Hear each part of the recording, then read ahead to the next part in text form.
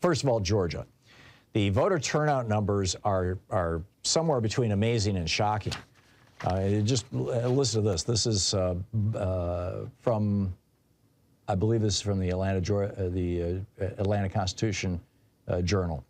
Black voters were by far the largest racial demographic group, constituting about 46.3% of all turnout.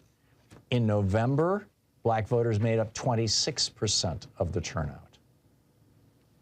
I mean, just think about that for a second. White voters were 37% of the turnout over the weekend, but back in November, they were 59.5% of the turnout.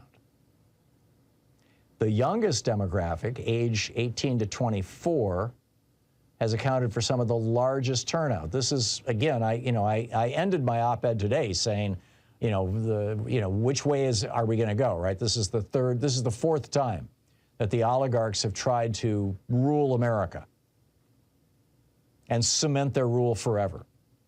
And it's the fourth time that young people have come to the fore and said no. And here we are, the youngest demographic, more than 18,000 voters in that age range, about 10% of all the early votes so far.